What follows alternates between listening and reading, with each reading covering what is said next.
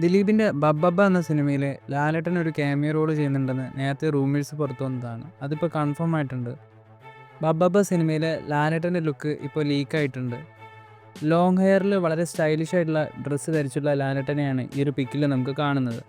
ഒരു action comedy ജോണറിൽ വരുന്ന ബബ്ബബ്ബ എന്ന സിനിമയിൽ വിനീത് ശ്രീനിവാസനും ധ്യാൻ ശ്രീനിവാസനും മറ്റ് പ്രധാന വേഷങ്ങൾ കൈകാര്യം ചെയ്യുന്നുണ്ട്.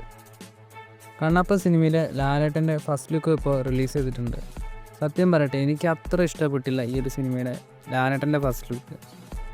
ലാലേട്ടൻ്റെ ആ ഒരു ഹെയറും മുഖത്ത് എന്തൊക്കെയോ വരച്ചുള്ള കങ്കുവ പോലെയൊക്കെയുള്ളൊരു ലുക്ക് തോന്നുന്നു. കണ്ണപ്പ സിനിമയിൽ ലാലേട്ടൻ ഒരു ക്യാമിയോ റോളാണ് ചെയ്യുന്നത്. കിരാത എന്നാണ് ലാലേട്ടൻ്റെ കഥാപാത്രത്തിൻ്റെ പേര്. പാശുപതാസ്ത്രത്തിൻ്റെ ഗുരു എന്നൊക്കെയാണ് ലാലേട്ടൻ്റെ ക്യാരക്ടറിനെ പറ്റി പറയുന്നത്.